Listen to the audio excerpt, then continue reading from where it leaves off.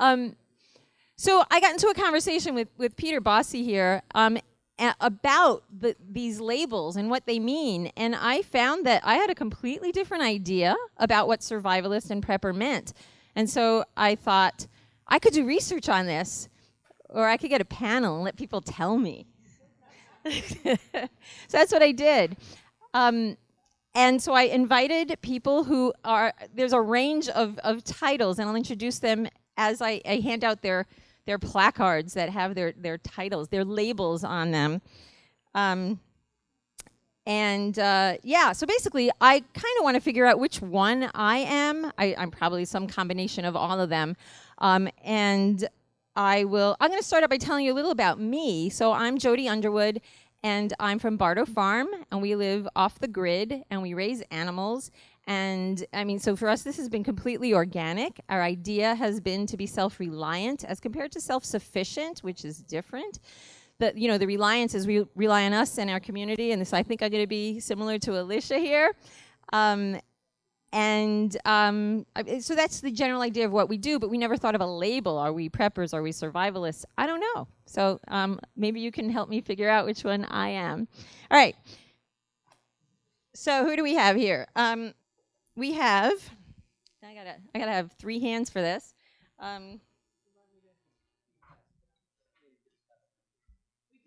Okay. Yeah, no, that's all right. Right. So we have Evan. Evan is representing, to my left, permaculture. And so he's a permaculturist. Or a permie, okay. And, maybe this fits into the overall list, and maybe it doesn't. I don't know. We'll find out, though. We have, oh, that's what I needed sorry, that's what I needed the Sharpie for. No. There's another rugged individualist, the second one, that and the other Sharpie. Did you bring a Sharpie? Wait, weren't you writing it together? Oh, damn. All right, here we go. Awesome. All right, so Alicia is going to write on hers a community prepper. That's what she's calling herself. And each of them will introduce themselves and tell you some things about themselves. Next, we have Peter, and he's a cooperative individualist. Now, they chose these names for themselves. We have Tyler, and he's a homesteader. That's a more familiar term, right? We have Tom, and he's a prepper/survivalist. He says he can do both, and he thinks they're the same. Other people think not. Well, we'll see. And we have Matt, and he's a rugged individualist. So Jody says, hey, you said okay. I didn't force anything on you. All right. And so, actually, you know what? You said it. I got it off a Facebook chat with Peter Bossi. It was one that he started, and you called yourself that. I can prove it. Okay. So what I'm going to do is I'm going to ask each of them to talk about what this lifestyle, what the goals are, what they're afraid of, and what they're preparing for. And I have other questions that I'm going to get to along the way just to keep the conversation going. At some point, we'll open up to people. I mean, if you have stuff you really got to get up to the microphone and we'll let you in. All right? I'd like this to be a conversation. I also want to say a few days ago, this event was like number 5 in most popular at PorcFest. I was startled. It went down to number 7, but we're still top 10. So awesome. It's like, wow, cool. Who knew? All right. So we're going to start with Evan. Oh, wait, what am I doing? Do you want to go later? Yeah. Yeah, okay. Okay. I'm going to go last. Let's start with the other. Is that okay? Let's start with Awesome. What do you want me to say? I didn't get the script. Yeah, you did. As a rugged individual, Okay. very prepared. I should talk into the mic, right? I got the mic. Shared my script with everybody, so they should all know what to do. My name is Matt Roach. I am a Free State mover. I moved in about a year ago to Fitzwilliam, New Hampshire. I am the rugged individualist. I kind of am a rugged individualist. I want to know that I can do everything by myself if I absolutely must. I like to have other people involved, but if I can't, I want to know that I can do absolutely anything conceivable all by my lonesome if I need to. So it does require a little bit of backbone, emotional and physical and hopefully don't have to rely on too many other people for too many things. The more I can do, the less I have to rely on others for, and that means that I tax them less, because one way or another you're going to have to include the people in your community with what you do. So if I can take the most I can off of their backs, then I guess we're all going to get along the best. Hopefully they're doing something similar to me. You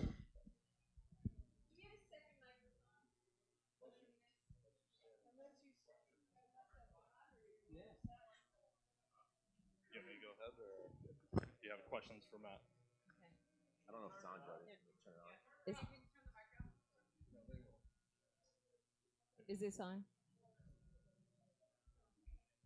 He's getting back there. Is this on? Not on. Can you turn this on?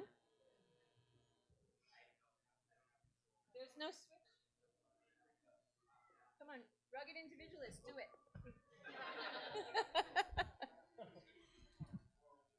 So Matt, so I guess I heard your goal.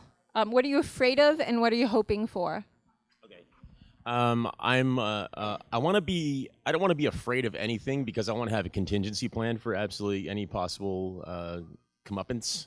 So I guess I'm not afraid of much. Zombie apocalypse is what I plan for. Like, I want absolute biohazard worldwide is what I base all my actions around. That way, every day is a happy day, because none of it ever happens, and even if it does, taken care of. Stop giving. You give up on that thing. Here, we'll share this one. Here. We need an audio expert in here. Yeah, I know. All right. Well, go ahead. Awesome. My name's Tom Hudson. I'm the prepper survivalist. Let's see. I moved to New Hampshire the first time in '95. I think this is my third time being back in New Hampshire. I think I've been to all the PorcFest, one form or another, over the 10 years now, right? 11? And it's amazing. Just before I get into the whole prepping thing, I probably recognize like 5 people in here. I love that. It's pretty awesome. But the whole prepping thing for me, I guess from a goal perspective, not to steal your words, but it's very similar. It's really just to be, self-reliant, be able to protect myself and the ones I love, and people in my group, my inner circle, and really just be prepared for anything. So I pretty much do the same thing as this guy does. I'm waiting for the outbreak of the T virus, waiting for the zombies to come out. By going down that path, you do pretty much have to prep for everything, and I think we'll get into this a little bit later. I'm one person, I can't know every single thing, so it's really good to have a community, which we'll be getting into later. So having all these folks as your friends is definitely a huge plus. I'm Tyler Crossan, and I am representing homesteading. I personally don't like titles very much, but that's okay. I just bought a house in Ware, and I believe in being able to rely on myself for as much as I can, but also believe in being a part of the community. And the division of labor theory is not something that I shun from. I'm not really afraid of anything. I prepare myself to be, ready to take on as much as I can, and so I can't say that I'm afraid of anything in particular, other than maybe something that's out of my control. I don't know, because I like to control things as much as I can. So that's you personally. What do homesteaders think? Homesteaders, I think, are more the type that like to be a part of the community, but take on as much as they can on their own. So raising livestock and growing vegetables and that kind of thing. Like, I guess really the definition, like homesteading their land. Some people, I think, take on the idea of going out into the woods or something and clearing a spot and kind of making their own life and making their own property out of what they have originally found as untouched, if you will. So I'm not really exactly like that, but yeah. I'm Peter Bossi, and I am a cooperative individualist, and this is my own little title that I came up with for myself. So what I mean by this is I have allies, people that I generally agree with fairly consistently, and then there are people who are not on the same path as me, and that's okay. And so those people who are my allies, I am willing to cooperate on projects and put forward some effort together. So let's say I wanted to put together a greenhouse. If there's other people in my community who are interested in putting together a greenhouse, maybe they want to have a woodworking shop, those are things that I want to do too. Maybe they're blacksmiths. That's not my thing, but I'm willing to help where it doesn't negatively affect me. And I'm also very much an individualist. So I try as much as possible to say I statements. So unless if I say we, I'm talking about my wife and I. If I don't say our military or something like that, that's not me. I will say I am trying to do this effort or something. And so as a big part of this, the thing that I would, and I can't put it into a title, which is why it's not in the title, but I'm all about resilience. I want to be as resilient as possible. And so when my wife and I moved to Grafton, New Hampshire, we bought some forest, and we cut down some trees and put in a driveway and a well and a septic system and built our own house. And it's a 250-ton concrete house, 6-inch concrete walls from where we started to 45 feet up to the peak of the house.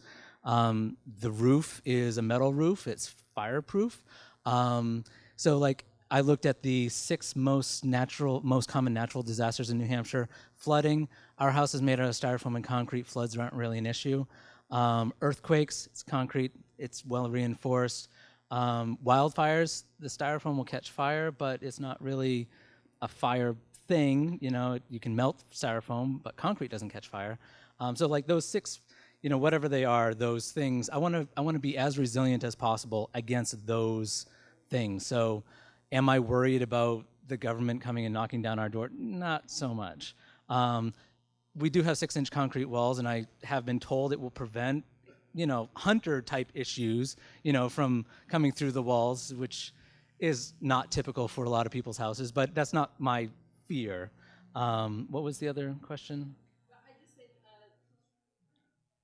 yeah, what are you afraid of, and what are you hoping for?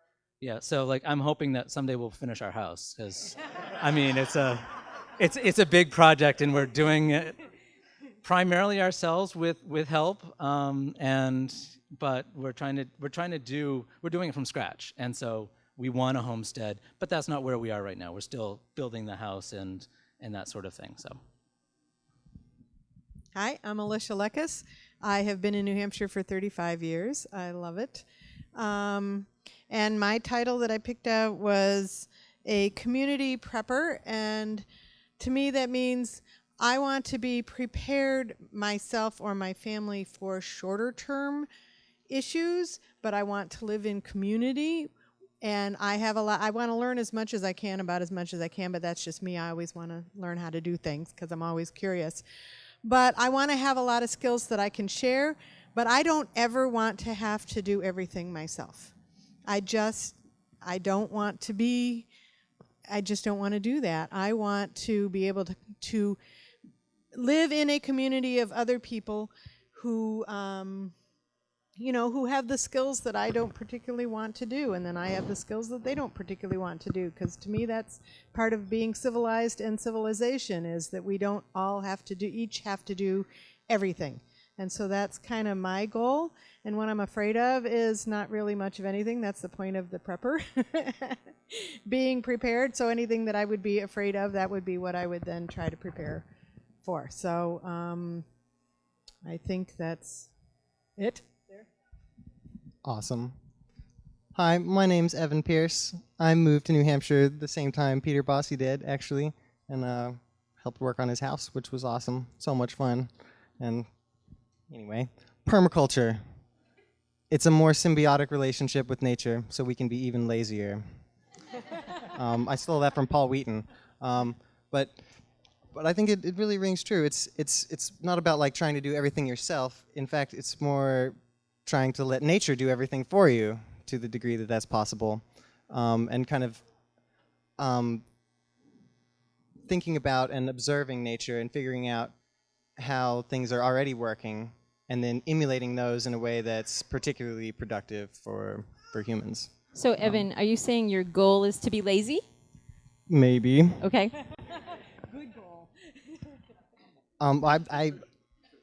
Yeah, very efficient. I want to live in the Garden of Eden, and I think that's possible. And you don't have to be optimistic to plant fruit trees, but it certainly helps.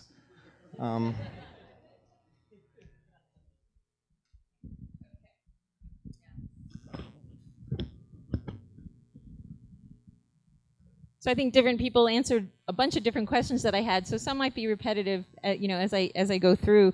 But so keep these things in mind as you answer, say, the next set of questions. Talking about what you're afraid of. Now, I don't think everybody talked about that. So I think you two in particular. So you know what? Let's just do what are you afraid of? Let's just do that straight up. I'm not afraid of anything. Yeah, you said that. At all. That's the whole point of being, jack of all trades. I want to have an answer ready to go I'm a contingency man. So, yeah, not afraid of anything. Yeah, fear's definitely interesting. It's probably the key motivator, at least in the beginning of getting started. I pretty much in the same place. There's nothing that really would surprise me nowadays.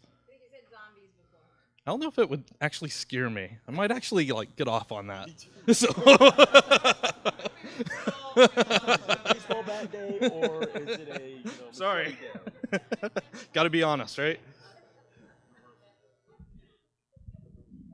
Yeah, I already said I'm not really afraid of anything in particular. Just, I guess, what is out of my ability to affect. So.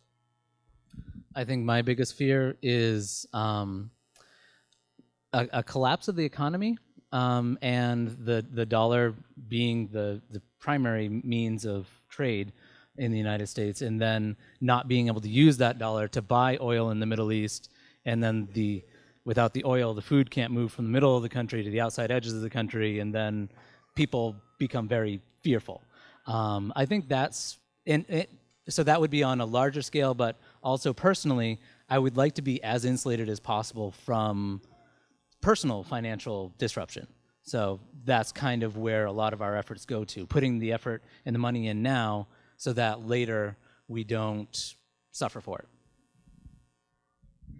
I'm not particularly afraid of anything, although if I were to think of it, it would be not being within my community when disaster struck and having to then make do. And I'm sure I could, which is why I'm not particularly afraid, because, that's, like I said, that's the point of being prepared, is then you're not afraid because you know that whatever comes along, it's like, I can do this. I'm smart, I'm resilient, I can use my brains, I can figure something out. So pretty much, I'm not particularly afraid. I don't think that permaculture entails any particular fear towards anything, but I'm personally kind of afraid of cities. But that's kind of just me, I guess.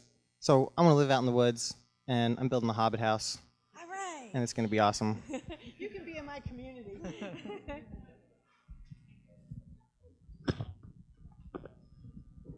So, interestingly, a few of you talking about community, and I'm wondering what level community? What does that mean to you? And let the community people talk about that, or anybody who feels related to communities, right? You two are like, I'm doing it myself, right? So actually address the community issue, all of you, yeah. Okay, community issue. I am far more valuable to the community if I can do everything myself. There's people who can't.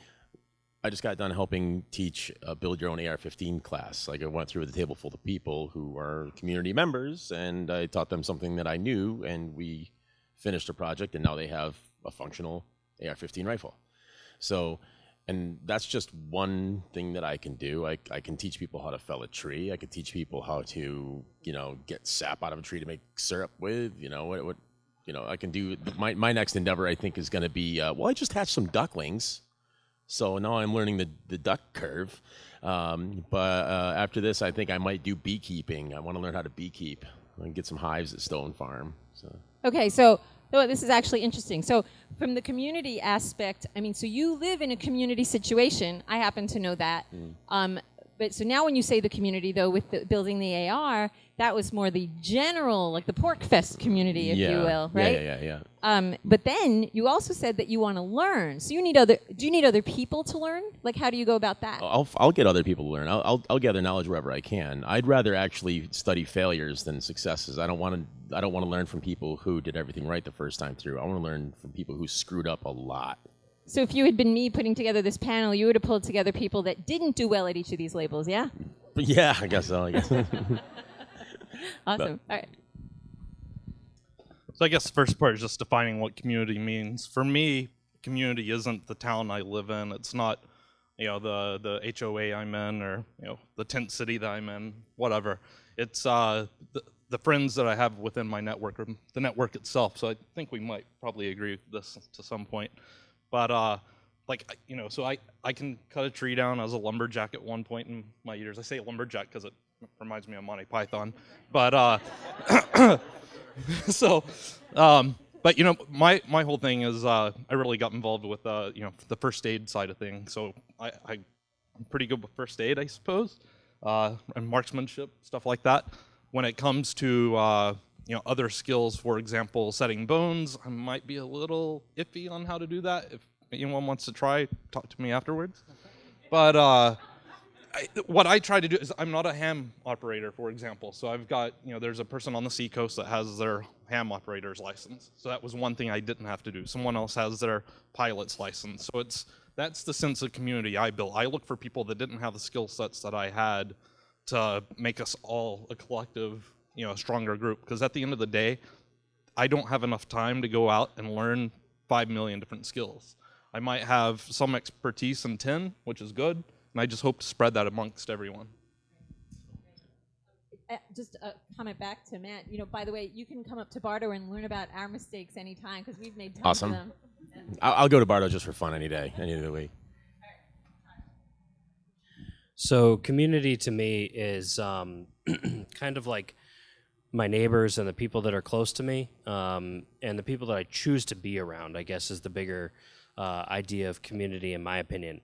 So I've got people that live physically, like right next to me, for example, and he's like the best guy in the world. He knows all these different things.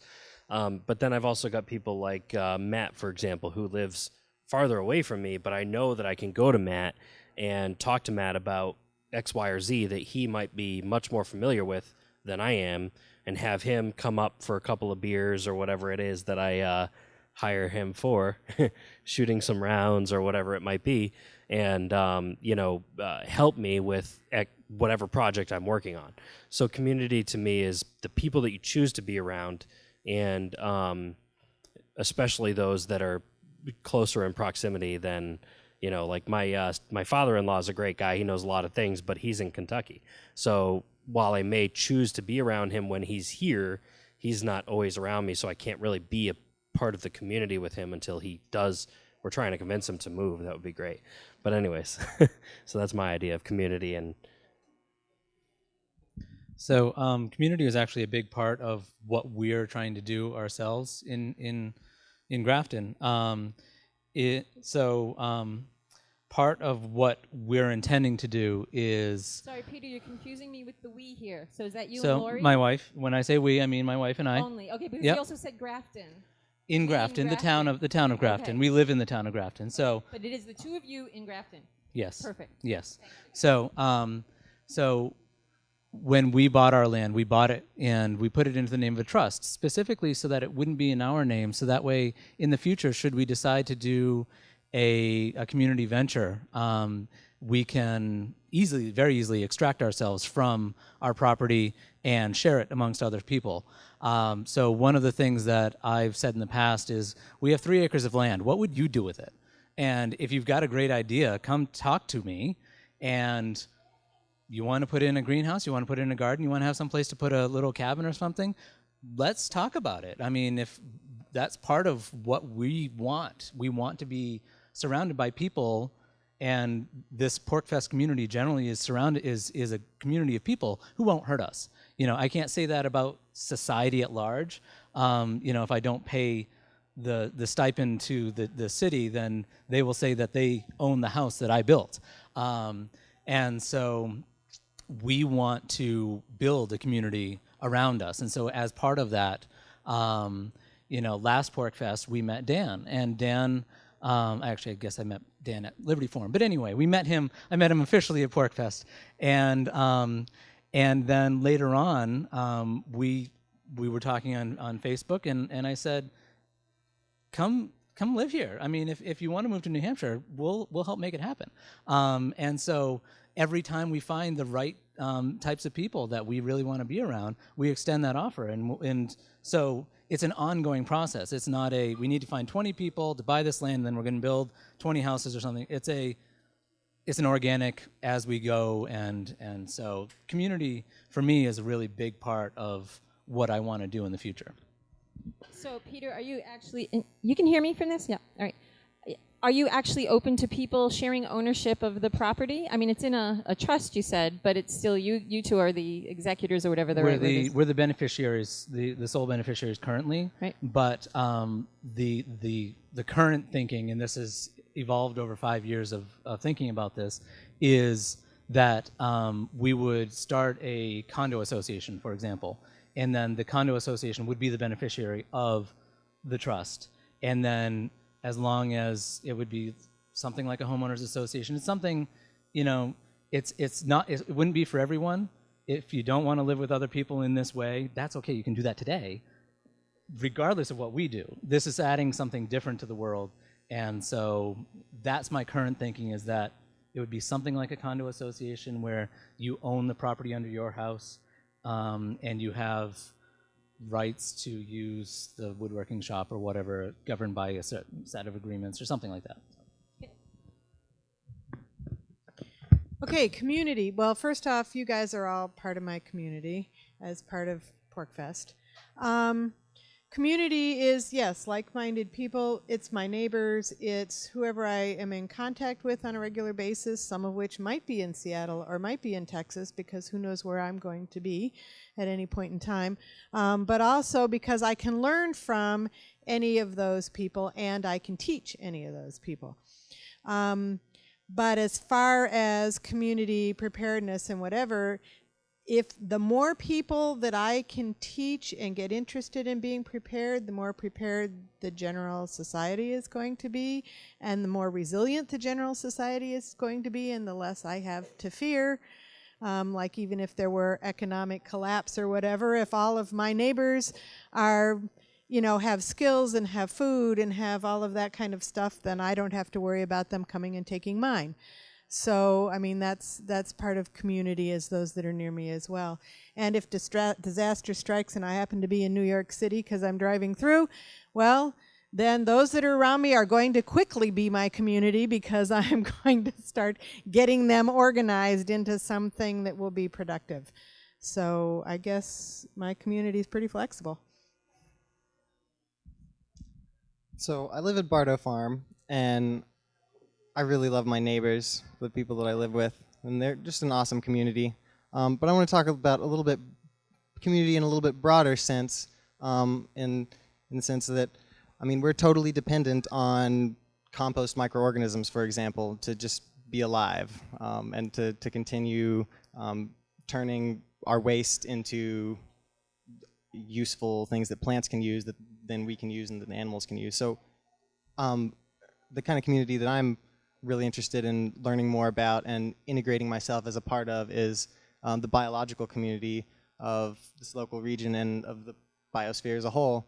And so thinking about community in terms of part of an ecosystem, and what role can I play in this community of organisms that surrounds me, and how can I meet their needs and have these plants and animals and microorganisms meet my needs too, and in a way that's symbiotic. And that's the kind of community that I'm interested in. But I love humans too. My neighbors are great, but you know, yeah. So Evan, I hope you come to my talk on Saturday on vermicomposting, composting with worms. Oh yeah. Right. And just to add to Evan, I mean, your community goes beyond Bartow Farm, too, right? We learned from Kate Muller, for example, right? And anybody else who's interested in permaculture, Evan is always willing to talk about permaculture, as is Kate. All right. My next question for you is, what is the hardest thing you've had to overcome? And give it a story. Tell us a story about you, how you live, something, the hardest thing. The hardest thing I have to overcome is I'm still in the process of doing it. I have had bad lungs since I was a kid. I was asthmatic, and for a while I was in very good condition, and then I kind of slipped and I was out of shape, and then my lungs totally failed one day a couple years ago. So I've basically been on the comeback trail from that full-scale lung collapse. So physical limitations for me are pain, and I think I'm about the 50% mark. Another year or so, 75. I'll be back 100%. So physically, that's my number one project right now. From the rugged individualist, Right. How does that affect your life? Right. yeah. From the rugged individualist point of view, it's kind of a drawback because being in superb physical condition is definitely a bonus for anyone if you can get there. Another project that I like to get involved with is studying my local flora and fauna, because I like to be able to mitigate risks in terms of biological problems like diseases too. A recent victory for me that I've been kind of writing on, I haven't talked to really anybody else about except Katie, my roommate, is we've been tincturing all kinds of plants and weeds and looking like what is this traditionally been used for? Has it been traditionally used? What are its chemical compounds? And we have friends who were here last year but couldn't be here this year because his wife was stricken with cancer, and they've just been beating it to death, and we sent them some of our tinctures, and he swears that this tincture has kept her white blood count stable all throughout chemotherapy. So it has been, I sent him more, and I sent him another thing, so I'm very happy about that. Yeah, that was an awesome, and it came right from our property. So from the rugged individualist point of view, I want to be able to find alternative things than just chemical compounds that come from a factory somewhere in order to mitigate those types of problems too. And if we can fill our heads with knowledge like this instead of whatever's on TV, I mean, I don't think there's anything more beneficial to community. So my individualism, my selfishness to my own individual can help other people in that sense too. Yeah. I mean, the scariest thing you might have to think about is all these people coming to you now to ask you about these things. That's okay. Come. You know, we've got tons of stuff in the works. All these people in the audience listening to this. Sure. I know I'm going to be talking to Matt. Yeah, I hope people see this on YouTube someday and give a shout too. Just get a hold of us, Stone Farm on Liberty Acres Facebook page. All right. So hardest thing to overcome. I briefly touched on this a moment ago, and it's primarily the fact that there's so many different skill sets that you need, and you have to be an expert in so many different skill sets, that trying to accomplish that, as well as being a parent and having a 40-hour work week job, all these other demands in life, is very difficult. Second aspect of that, okay, let's say I've become a surgeon in my spare time. Well, what if I get sick? So now I need that second person. So that you're starting to get into the mindset of, I think all of us, especially the prepper. So now I need another surgeon to back up me. What if that surgeon is out for whatever reason? So I need three. So really, a couple of fears, or not fears, but just the hardest things I had to overcome was relying on other people, letting go of all that anxiety that I had, trying to maintain all of that, all those skills, keeping up to date on everything. It's still pretty hard because I still want to do everything. I want to know everything. I'm a learner. I enjoy it. But I have to relinquish some of that control to other people in my group. So for me personally, I was in the military and I had an injury happen to my back. So, and that mixed with my love of sweets has caused me to not be the most, in shape person that I was at one point, and I know I can be. So that, I think, has been the biggest challenge for me. where, I know, like Matt said, being in great physical shape is key to all of my goals in life. Being able to, take care of my homestead, being able to take care of the livestock that I plan to raise, just even my kids and my dog and that kind of thing. So that's probably my biggest thing to overcome. As a homesteader, I would say maybe the idea of doing something that I haven't done before, which is raising livestock. That's something that I've never done, and I plan on doing, and I think it's going to be interesting, to say the least. So, What kind of livestock? at the moment, I'm planning on chickens, goats, and those are the two things that I'm really focused on for the milk and the eggs, and meat when they need to be harvested for that. I don't really plan on anything else, although I do have a pasture and stables and that kind of thing, so I could do other things if I wanted to. Okay, cool. I mean, there's a lot of people not doing the milk so much, but other things that you can learn from. So the hardest thing that I've had to overcome is it's self-inflicted because it's my individualism. I want to do things by myself, and the cooperative part of it saves me. So the hardest thing that I've had to overcome was actually settling ourselves in New Hampshire. My wife and I moved from California with, I think there was 8 of us total in a caravan across the country. And then once we got here, we... 8 people all made the move at the same time from California to New Hampshire. And I still didn't get the golden porcupine. Yeah. Evan was one. Well, I'm picking up halfway there. We picked him up Caravan. in Austin, or no, Oklahoma or something. No, but yeah, like there's Antigone, Jason, Graham, Evan, myself, Lori, and then, so only 6 moved. 2 more left. They only came for Liberty Forum. That's awesome. Okay, Yeah. I didn't know that. So once we got here, we didn't have any place to go. We're both originally from, Lori and I are both originally from Maine, so our families are a quick 5-hour drive away. But, so we were gifted a school bus to live in while we built our house, and then we were fortunate enough to find some place in Grafton to park it, and lived in a school bus until December 7th, and then we moved into our unfinished house. We had our first floor and our second floor on and no roof.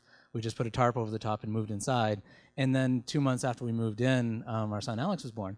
And so we're building a roughly 5,000 square foot house ourselves with help, thankfully.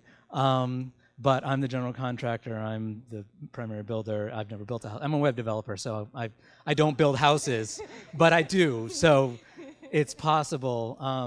But like trying to get ourselves settled and overcoming building a house while watching an infant and now toddler is not something I would recommend. Living in a house in New Hampshire without a roof, not something I would recommend. Doing it without a mortgage, really, really hard. Thankfully, we have great friends, a fantastic community around us in Grafton and in the Free State Project. Every time we needed help lifting some of these 35-foot long beams and putting them into place, we would put out the word, and we'd say, we need help, and we're willing to buy. We've never had a move-in party. We've had pizza parties to help put up these beams. And the Free State Project community, every time we had 12 people, 24 people come out and help us put these things up. So, yeah, that's yeah. So for me, I'm still overcoming it. It's Lyme disease, and that really took me out. I was always, active, the one that went out and helped, the one that knew how to do things, and you want help, and I'll be there and whatever, and now I'm on the other end. And now it's like I'm the one that needs the help. I have the know-how, I can tell you, but I can't necessarily do. And there was a period of time when I was a zombie, and I believed that Lyme was the cause of zombieism. I couldn't talk. I couldn't read. My body had its own thing that it did that had nothing to do with me, and it was really hard. So I'm coming back from that, and I do need help. So if anybody wants to come help me put my hugel bed in, I managed to get it mostly dug, and the wood is there, but it's not close, and it's a little beyond me. at this point. But thus community, because, you know, I now am relying on other people because there's a lot that I can't do that I used to be able to do. So I'd totally love to help you with your Hugel bed. Oh, good. Awesome. So I can't think of the hardest thing I've had to overcome yet. So I'm just going to kind of go off on a tangent on that question. And I hate things to say this, Evan, but you're young. don't do it. I know. It's not. Got time. It'll come. I'll find something to overcome.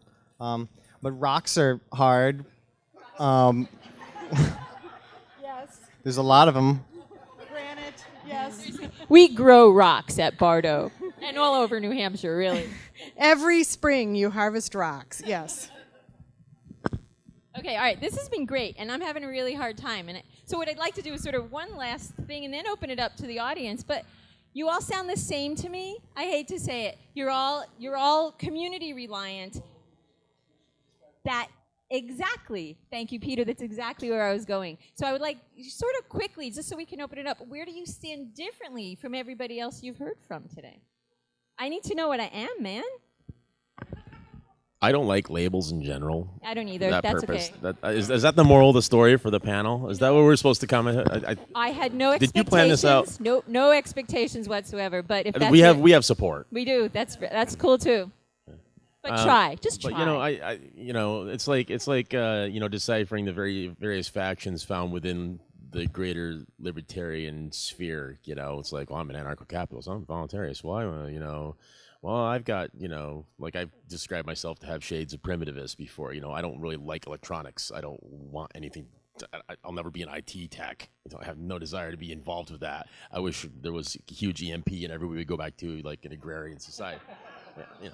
So, I'm fine. You know what? I know how to do that.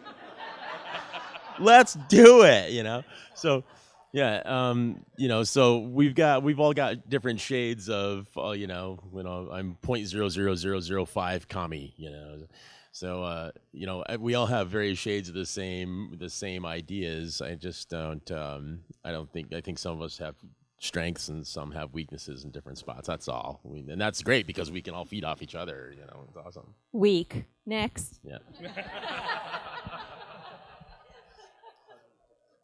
So I do concur a lot with what Matt said, but I guess I'll just tell you a few things without going total doomsday preppers on you guys. So I travel a lot for work. I'm usually gone 2 or 3 weeks a month. So I actually have caches like around the U.S. So I have like bug out bags, different places. I got firearms. I've got usually 3 to 5 days of food. Out in California, there's a couple of places. So I don't know if these guys have that, but I do. Just Pennsylvania, Ohio, and Rhode Island. And is that prepper or survivalist? Yeah, I would say both, because I travel Thank you. a lot. Okay. So the survivalist side would be more the skills, or at least that's the way I define it. The prepper side is no matter where I'm at, unless I'm in the 747 over Kentucky. Well, actually, I could go to his dad's house. But that's probably the difference. I don't have a house. I rent, so I don't have a garden, so I have to, get those supplies, herbs and stuff like that elsewhere. Thankfully, I did grow up on a farm in Texas, so I do know how to do a few things with animals that are PG rated.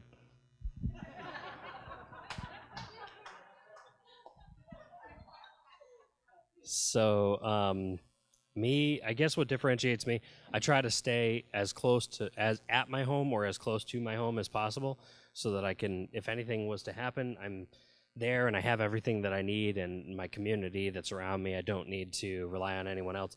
I even, when I have to go visit my parents down in Connecticut, I joke about going behind the Iron Curtain because it really does feel like that to me these days. So I try not to, go out of my free zone in New Hampshire as much as possible. So staying, at my homestead and relying on myself. So it's Matt mentioned it, but it's kind of implied, I guess. I'm not a gun guy. Like I shot a .22 when I was really young, but I do need to get a gun. I know that I know. Oh, you can come to my Right. So like that's like I have so much to learn from everybody. The newbie shoot tomorrow. Today's Thursday. Yeah, the newbie shoot's tomorrow. Be at that 10 a.m. if you want to shoot. And there's machine guns this year, so do come. Don't scare them. Newbie shoot first. We're gonna have entry like beginner guns, and we'll work our way up, and you can go straight to the max. So come.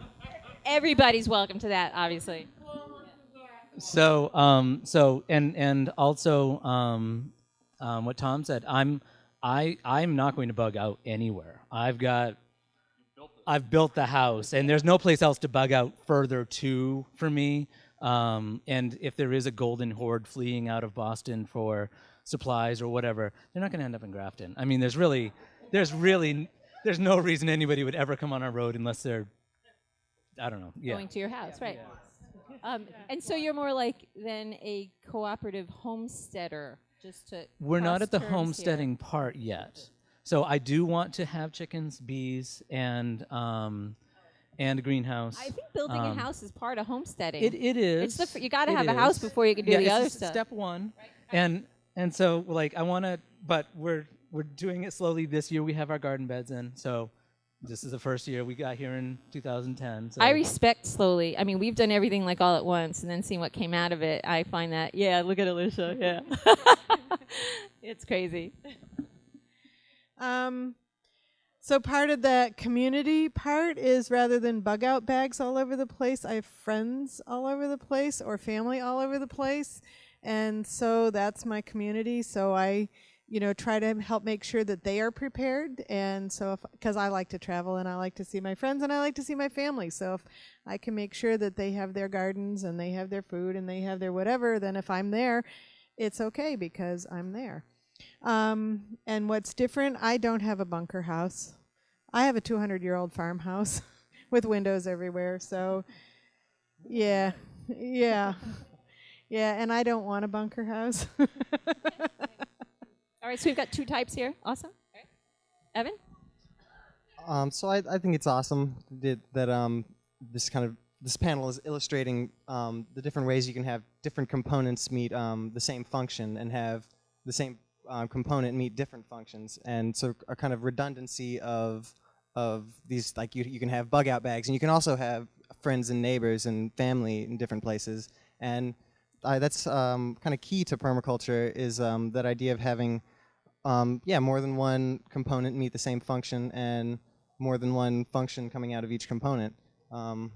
So kind of forgot what the actual question was. But. I don't know. Worms and stuff. I'm a hobbit. That's why I'm different. Any questions from the audience? Come on up.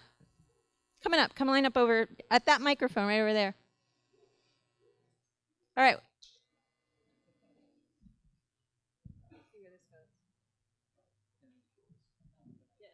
Hello.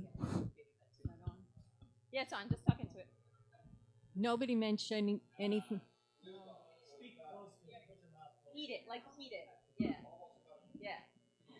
Nobody mentioned much about canning food. I was wondering if anybody canned food and how many months worth of food you have. Yes, and my dear husband, who's right here, husband of 30 years as of this past Monday, bought me a pressure canner for Christmas, and I have found that it's really not much more work to make a big pot of something than a small pot of something. So when I do have energy, I like to make split pea soup. So instead of making a small pot of split pea soup, I will make a big pot of split pea soup and can a whole bunch of it. And then on those days that I just don't have energy and don't feel good, guess what? It's already there and it's mine and I know what's in it. So my wife and I, we do a once-a-month cooking kind of thing, and so we will make 7 different dishes and parcel them out into Ziploc containers. We don't can them, but we put them in the freezer. So I do need to learn the canning thing. I plan on getting into it. I think I actually rented a couple of Liberty ladies to help cook and do a lot of this stuff for me, which fantastic. And I'm so sorry, but I got what? All right, I don't cook. My husband does. I'm just saying. I'm just saying. But, you know, being the stereotypical, like, survivalist, I probably got about 6 to 7 months of MREs, which after about day 4, yeah. That's why you do it yourself. No, I'm totally on board with that. I'm just, you know, just be careful after day 4. So. I have in the past. I don't have anything on hand right now, but since I moved to New Hampshire, like everything got turned upside down. When moving is it kind of collapses a lot of parts of your life, kind of re-erect themselves. I moved in July 21st to 2013. Yep, just almost a year. I wanted to know, like, for all of you pretty much, if you had a different sort of circumstance, like either your family structure was different or your finances were different, would you change your lifestyle from, I don't know, maybe the homesteader becoming more of a permaculturist if you didn't have a family, you know, something like that? If I had the money, Yeah, would you build a 6-inch wall? I would absolutely build a fortress immediately. I actually have the plans in my head. I'm not kidding; they exist. Yeah. So yeah, I would absolutely. Certain things would change. I would definitely build a fortress with lots of groundhog holes that go out in different directions for different escapes. Anybody else? I mean, I don't feel like everybody has to answer, right? Go. This question is for Evan. All right, Evan gets a question. Sure. I just wanted to answer that last question. I would be colonizing the asteroid belt right now with all of my plant allies if my circumstances were different. I know a few teenagers who want to help you. My question is for you, since one of the things is permaculture is a really big subject, and a lot of it is mostly expressed in terms of gardening and building food producing systems. How would you explain to people how permaculture could be used to build a community, and how would it be able to use to expand that community to build the number of FSP participants to make New Hampshire more resilient? That is a good question.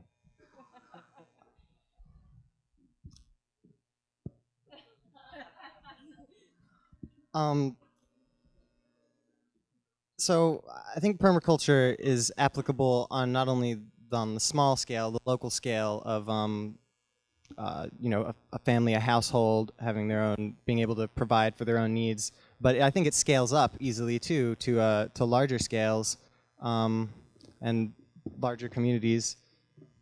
I'm sorry. What?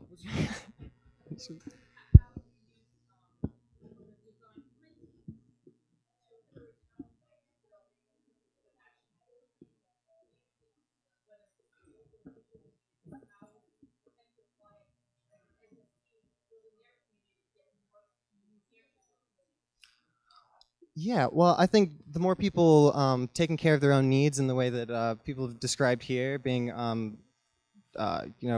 gardening and prepare food preservation, and the question though, I'm not really getting to it. Answer the question about what you did for Barter Farm, right?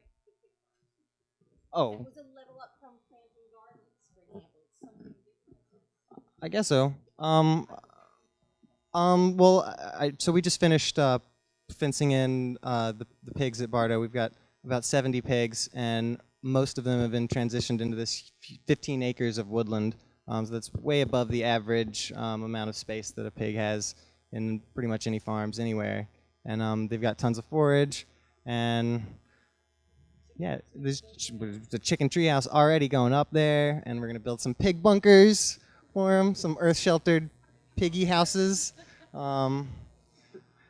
More earth-sheltered things need to happen for the Shire, I think. That's pretty key. Come on, the Shire, earth-sheltered hobbit houses, come on. I think that's pretty good for that short notice. All right, last question. Working on it. Mine isn't a question so much as basically first statement for you in the blue shirt. One thing that not a lot of people realize, I remember you mentioned oil. We're actually producing over half of our oil in this country now. It's not as big a deal as it used to be. The other thing is, I I've basically been prepping since I was like 14. I'm 20, only one in my family. So I've heard every scenario this way and that by now. One that just, I wonder if any of you have ever even addressed is an electromagnetic pulse. It's very advanced prepping stuff, or whatever your chosen label is, but I just wonder if any of you wanted to comment on it, as it's considered the worst case scenario by many. So I'd like to build totally passive structures that don't rely on any form of inputs other than what's already naturally being given off from the earth and the sun and the rain and all that. So ideally, I wouldn't even really need electricity to run any of the things that I would need to meet my needs in my house. So an EMP wouldn't really affect me, hopefully. I view that almost the same as anything else, whether it's a government crackdown or something else, a natural disaster of some sort. It's a man-made disaster, just like a lot of different potential man-made threats. And I like to try to prepare myself for as many things as possible. And I believe eventually, right now I'm not, but eventually I want to get off the grid with solar, wind, water, power, and get to the point where I'm self-reliant as much as possible, but still a part of my community. Anybody else? Yeah, all right. I'll throw one more thing. I'm banking on the EMP. I said it before. I'm going to say it again. I'm pulling for the EMP. Bring it. Let's go.